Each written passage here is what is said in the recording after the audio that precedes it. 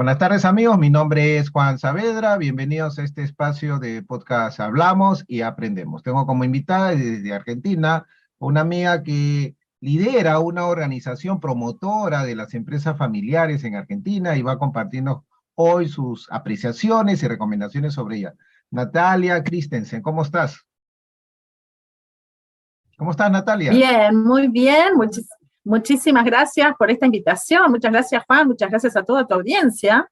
Y un gusto poder compartir con ustedes sobre mis experiencias respecto de las empresas familiares. Gracias, Natalia. Hay un tema que me gustaría abordar contigo porque el tema de las empresas familiares parece mentira. Para muchas personas es nuevo, sabiendo que mucha gente hace negocio. Lo razonable para mí, que si una persona va a hacer negocio, tiene que entender que de alguna u otra manera la familia se relaciona.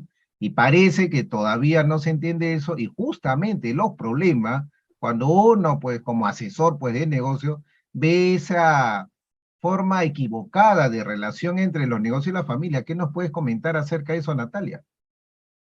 A mí muchas veces me gusta con el empresario y la empresaria conversar diciendo que diferenciemos qué es empresa familiar y qué es pyme o qué es empresa o es una empresa con una familia.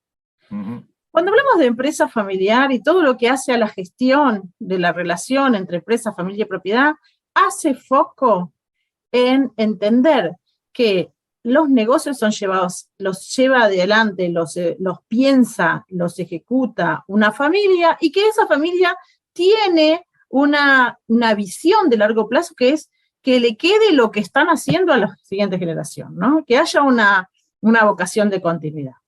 Desde esa definición, que es distinta a la de la empresa, porque la empresa, hay todas las definiciones que tiene la administración de negocios, ¿no? Es una organización con personas que ofrece productos, servicios, que opera en distintos mercados. Bueno, pero la empresa familiar tiene eso, pero lo que hacemos distinto es que la tenemos que gestionar con particularidad de que está la familia vinculada, como bien vos decís, y que queremos que continúe. Entonces, esto nos hace entender que cuando hablamos de empresa familiar, todo lo que vayamos a trabajar se inicia y se gestiona, se articula desde el círculo de la familia, desde las dinámicas de la familia que operan consciente o inconscientemente, legítima o no visualmente, en la empresa. Y operan en cómo las personas, a veces que trabajan o que no trabajan, o que el día de mañana trabajarán o no trabajarán, pero que son de la familia, heredarán tal vez propiedad y ejercerán el rol de dueñas. Entonces me parece importante, otra de las variables que siempre en relación a lo que vos decís, a veces al empresario familiar no le cae la ficha a tiempo, es que en una empresa familiar un corto plazo son 20 años, es una generación.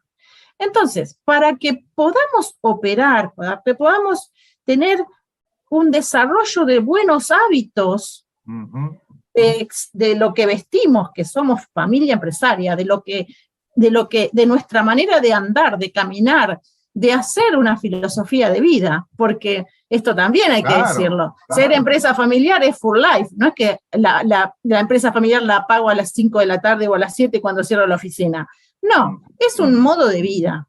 Entonces, este modo de vida, cuando antes yo adquiero hábitos, costumbres, modos de llevar adelante la relación entre la empresa, la familia, el cómo pensarse la dueñez, con independencia de que trabaje o no trabaje, de que tenga un socio familiar o no familiar. Todas esas cosas las tenés que ir aprendiendo con tiempo. Si las aprendemos cuando empezamos el emprendimiento, perfecto. Si las aprendemos cuando el emprendimiento ya empieza a tomar un volumen y ya dejamos de tener un puestito porque tenemos una empresa que se ha ido estructurando, ha ido tomando personal, ha ido adquiriendo nuevas oficinas, nuevas ventanas de venta, y todo ese crecimiento ha incorporado, ya pasaron 20 años y se incorporaron mis hijos, todo eso, hay un camino paralelo que se vive entre la familia y la empresa que requiere herramientas, requiere estructuras, requiere procesos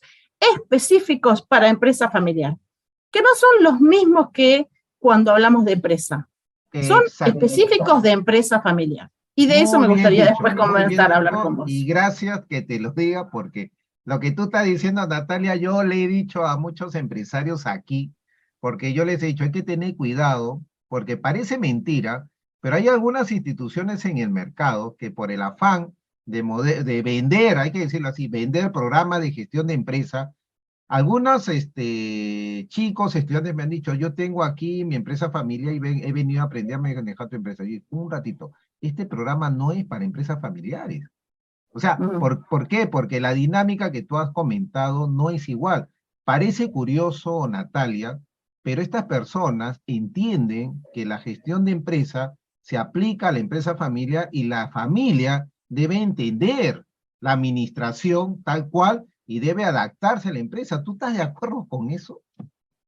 Claro, esto que vos me decís yo lo veo claramente. Hay muchos, te pongo un ejemplo, hay personas que son especialistas en finanzas y porque han hecho finanzas en una empresa en la que la familia trabaja, es dueña y se la va a traspasar a sus siguientes y a sus siguientes hijos, dice, uy, yo soy un financiero de empresas familiares. No, sos un financiero.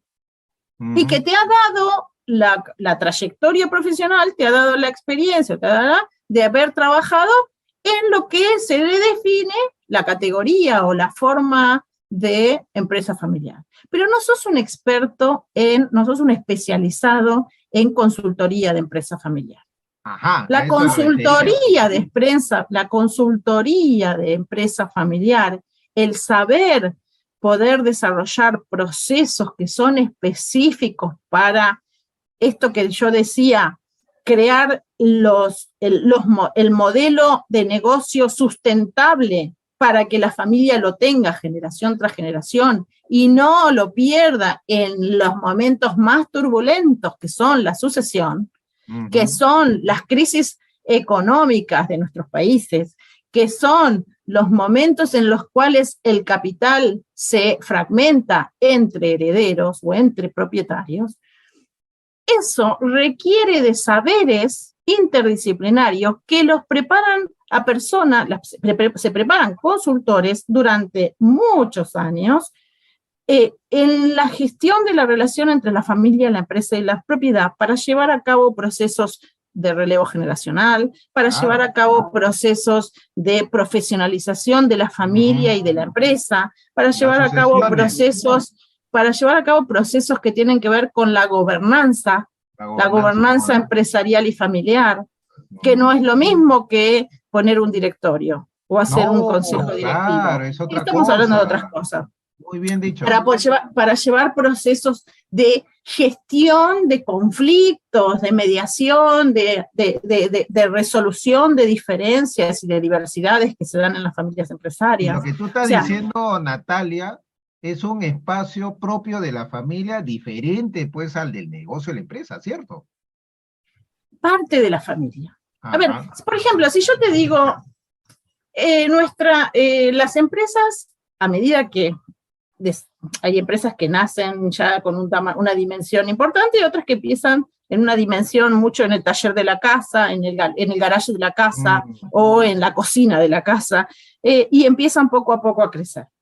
A medida que van creciendo, empiezan a decir, bueno, voy a necesitar el departamento de marketing, voy a necesitar tener el depósito o voy a necesitar tener el área de producción. Si usamos eso metafórico, cuando la empresa y la familia van tomando unos años de vida paralelos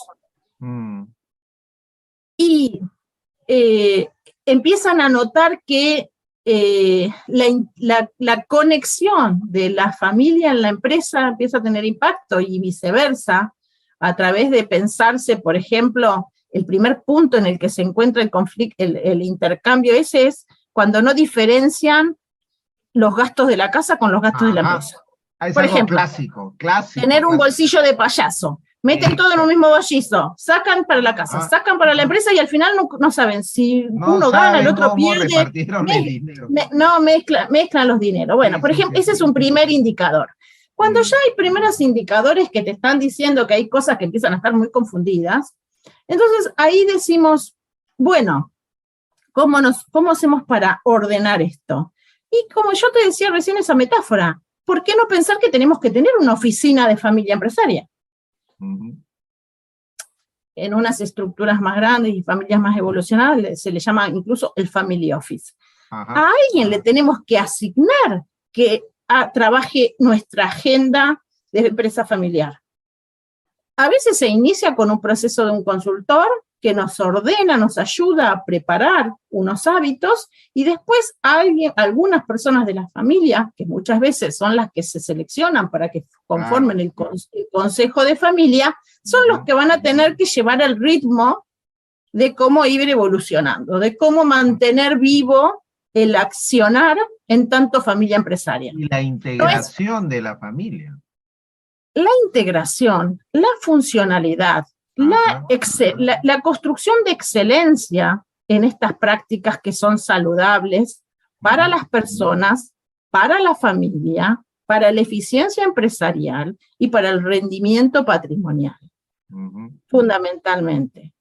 Nunca tenemos que olvidar que a la oficina familiar o a las personas de la familia que se les vayan el día de mañana a asignar la responsabilidad de que lleven esta agenda o de que se encarguen de lo que es la complejidad de lo que se va a tener que gestionar en la relación empresa y familia, velen, garanticen armonía familiar y éxito empresarial.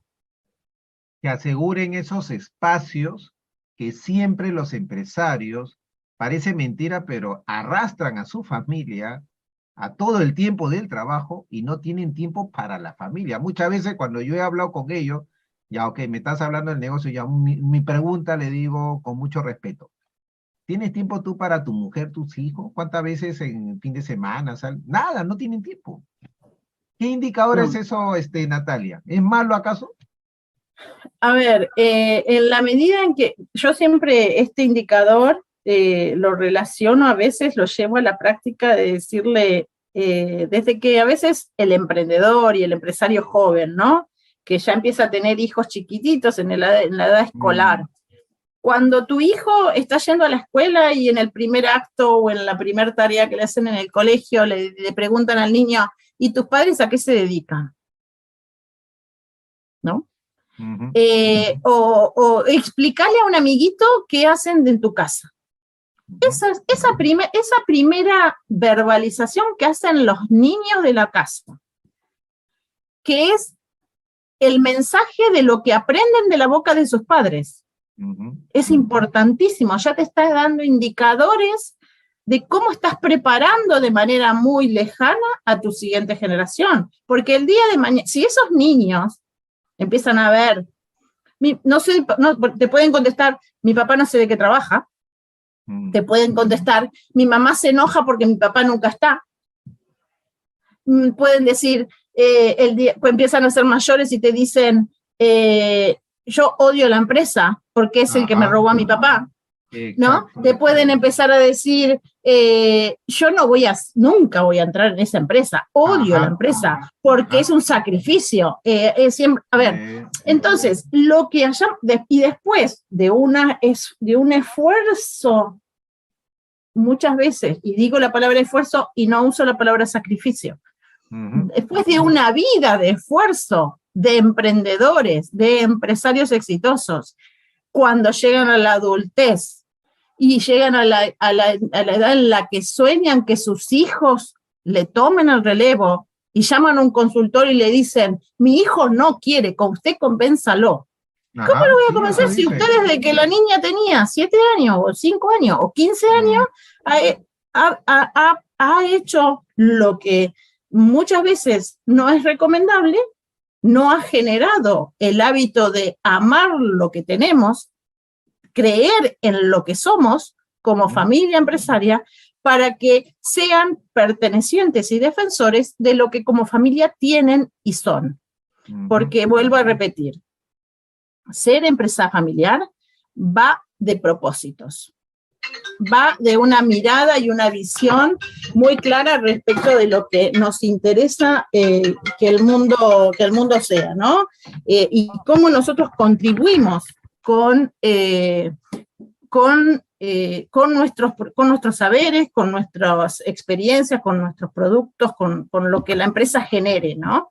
¿Qué valor muchas veces? Y eso hoy más que nunca le tenemos que enseñar a los jóvenes, porque está siendo muy difíciles, ya cambiaron los procesos sucesorios. Los procesos sucesorios, no sé cómo es en Perú, pero en muchos países de Europa, de América del Norte y de algunos países de América del Sur, los jóvenes preparados y los jóvenes que han recorrido mundo empiezan a decir, a mí no me atrapan.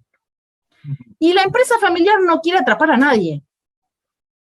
La empresa familiar no tiene que retener a nadie. La empresa familiar tiene que ser de una riqueza que convoque y que seduzca a contribuir para generar más riqueza, para el desarrollo de las personas, para realmente la sustentabilidad del ecosistema que genera la empresa familiar, que es riquísimo.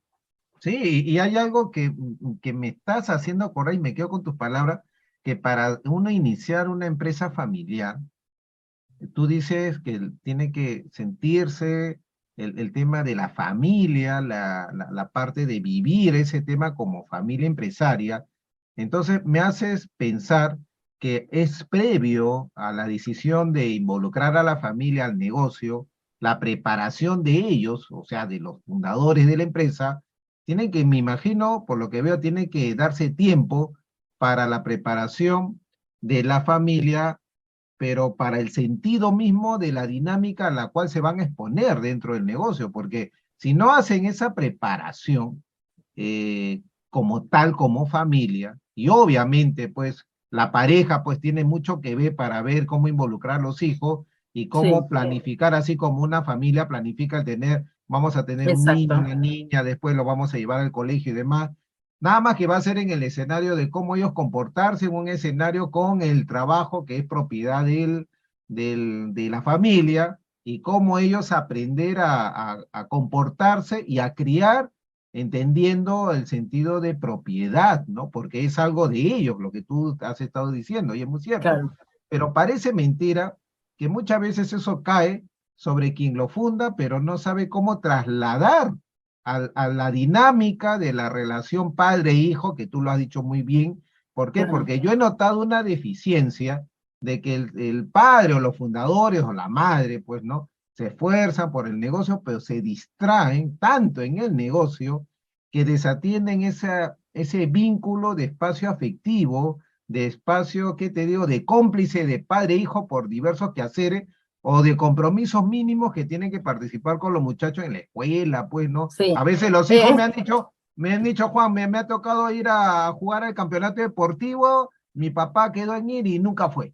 Y él siempre promete y nunca va. No le crea, Juan, me dice. Imagínate. Claro.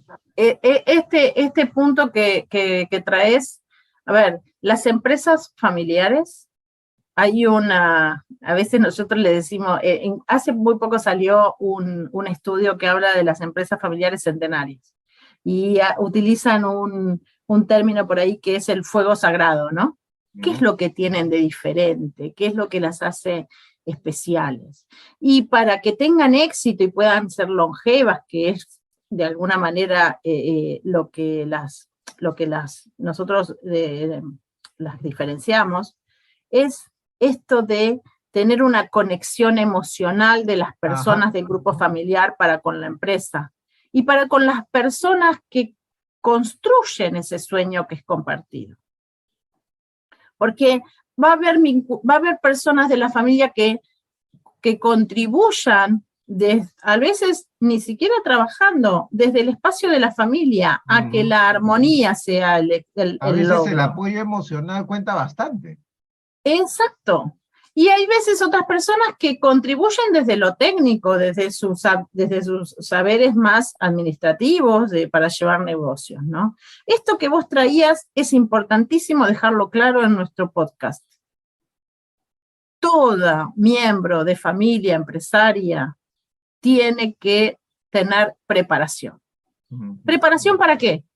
Preparación para ocupar el rol que le toque en los distintos momentos de vida, porque los roles que se viven como familia empresaria cambian, no son Cambia, siempre los obviamente. mismos, No va a cambian, ser con lo lo cual mismo. constantemente me voy a tener que estar preparando. Exacto. Y Y no voy a tener que solamente ser eso. ejemplo para preparar a otros, Exacto. porque yo a lo largo de mi vida voy a pasar por momentos en los que solo tengo un momento para pasar, y de ahí, de lo que haya hecho, le tengo que enseñar al otro, a mi hijo, a mi sobrino, al familiar político, o sea, todos de alguna manera tienen que desarrollar roles ejemplares. Claro, Me parece claro. importantísimo, perdón que cierre esta idea, me parece importantísimo que los miembros de familias empresarias se preparen, porque hay algo que uno no puede delegar.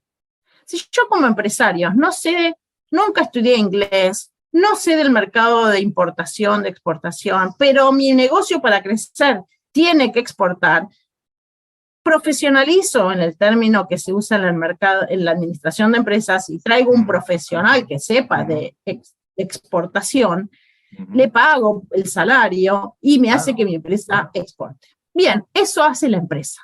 Como empresa familiar, yo no puedo contratar a alguien para que haga de dueño o para que haga de padre o líder familiar o madre familiar. Esos son roles. El rol de dueño roles, y el rol de la jerarquía familiar no son reemplazables, no son delegables. No puedo delegar.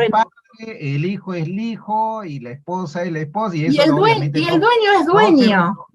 Claro, el dueño es dueño. Obvio, obvio. Y el dueño es el responsable de su empresa familiar. Claro. No el gerente general, no el gerente de producción, no el administrativo o el tesorero, el dueño. Si el dueño coincide que además es el hijo o el padre que trabajan de tesorero o de gerente, sigamos hablando, hay más cosas que aprender. Pero como ya por solo el hecho de ser dueño porque lo creé, o seré dueño el día de mañana porque mi padre tiene una empresa, y lo lógico va a ser que me la quiera dejar a mí cuando él o fallezca por ley de vida, o qué pasa si tiene un accidente y me cae a mí de un día para el otro. Entonces, hay que prepararse. Es responsabilidad de las personas que hoy son empresarios ser preparados. Y coincidiendo, te comento que yo hace tiempo escribí un libro y yo siempre antepongo la familia antes del negocio. ¿Por qué?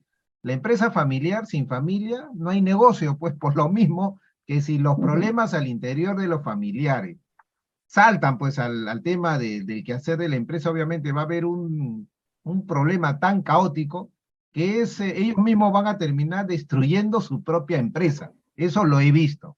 Entonces estamos coincidiendo contigo en el fondo de que primero es la familia, la atención, la preparación, y obviamente ese aspecto del sentido, de la propiedad, pues, ¿no? Del dueño, de los roles, el ser padre, el ser madre, el hijo, y esos espacios importantísimos. ¿Por qué? Porque hay un problema que he notado, Natalia, que es la falta de comunicación. A veces me han dicho a mí como asesor, Juan, dile a mi papá esto, le puedes decir esto a mi mamá, pero si es tu mamá, le digo, no, es que a ti te escucha. ¿Cómo ves eso, Natalia? Es que a ver, yo quiero ir cerrando con tres ideas, tres recursos que son claves, son básicos para que las empresas familiares puedan perdurar. Uno es el que vos mencionaste, la comunicación, el generar sistemas de comunicación.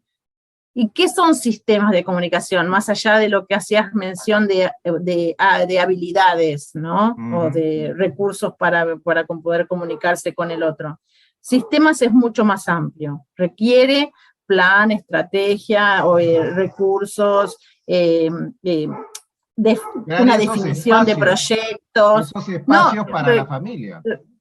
Requiere el crear esos espacios, esas estructuras, el disponer de un newsletter, de cómo manejamos el WhatsApp, cada cuánto nos reunimos, qué se trabaja en esas reuniones, cómo se comunica, cómo te pasás la comunicación escrita, cómo pasás la comunicación verbal. Bueno, es un sistema de comunicación.